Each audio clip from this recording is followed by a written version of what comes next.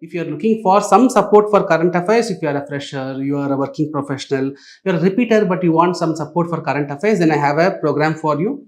I have given the brochure and also the announcement video link in the description. You can watch if you are interested. Hello all, welcome back to Current Affairs Hitlist series. I am Guna Mathivanan from Offices IAS Academy. In today's video, we are going to discuss about migration and development report. This report is released by World Bank. In the latest report, what World Bank says? World Bank says that the OECD economies, they are facing slower growth. Their growth is slow or the growth is low. OECD economies, OECD is a group of 38 countries. They have a very high HDI score. They are highly developed countries. India is not a member.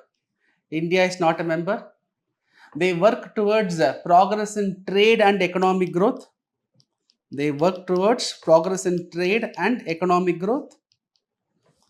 Their headquarters is in Paris, in France.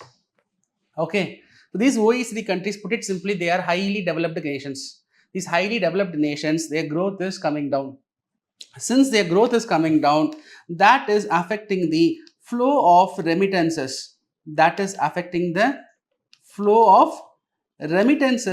To low income countries. Developed countries, their growth is getting affected. Because of that, the flow of remittances to low income economies are coming down. How, sir? Because you take India. India is supplying huge workforce to US. India is supplying huge workforce to Gulf countries. Now, what happens when US, Gulf countries, when their economy is slowing down, then our workforce in America, our workforce in Gulf countries, their income level will come down. So, the remittances which they send, the money which they transfer to India will also be affected. Right? So, slower growth in the OECD economies, it is impacting the flow of remittances to low and middle income countries. The total remittances flow in 2023 was $840 billion. Right? Out of this $840 billion, $656 billion is going for low and middle income economies. The overall remittances from one country to another country, the remittances, the money transfer made was close to $840 billion, in which $656 billion, it went for low income and middle income economies. For India, if you take, in 2022, India received $100 billion. In 2023, India received $111 billion. For India, the growth is relatively significant, 23-24% growth we are able to achieve. But globally, if you see the remittances transfer, right? For example, if you take South Asia, as a whole, the remittances transfer between 22 to 23, the growth was just 0.2%. India's growth is higher, but overall South Asia, if you take, the growth is less. Next year, they are expecting a growth of 0.3%. And you should know, in South Asia, it is India which receives huge amount of remittances. Worldwide also, India is the first topmost country. Take the top 5 countries of receiving remittances.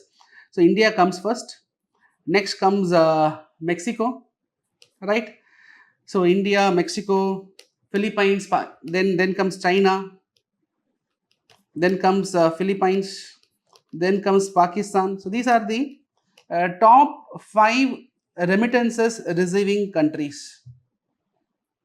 Right? India remittance growth is significant, $100 to $111 billion.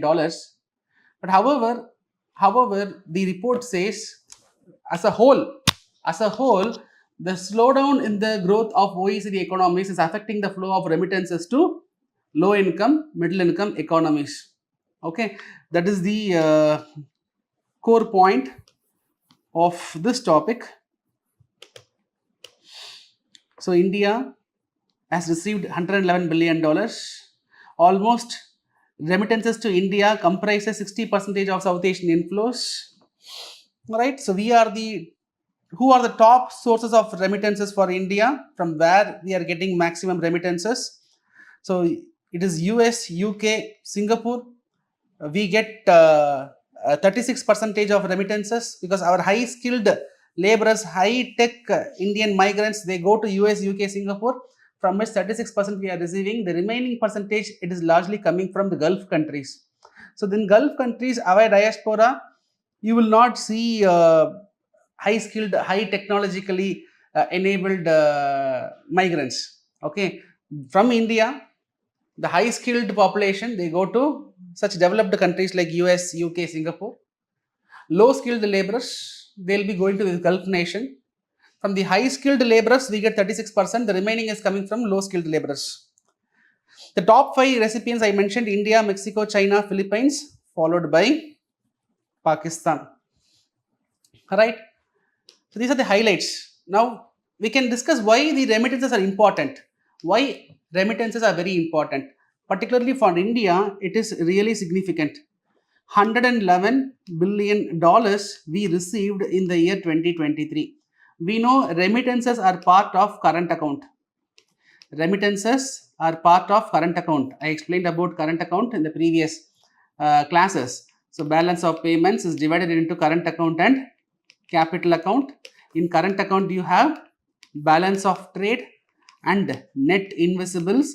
Under net invisibles, you will have services, you will have remittances, you will have gifts, you will have grants. So remittances is a part of net invisibles, and that is a part of current account. So more the remittances will help us to have a good current account position, right? And ultimately, our balance of payment will also be favorable. So for India and other low income countries also, this remittances becomes very, very important to avoid this balance of payment crisis situation. Particularly during COVID situation, the trade was affected. Lockdown, people to people movement was affected. In such situations, investments were also not happening. So the remittances, the money transfer made by our Indian diaspora around the world, they were transferring money to India. That was helping us to have a better forex position, right? And also, I said it is 36 percentage of the high tech population of India. 36 percentage of the migrant populations are highly skilled laborers.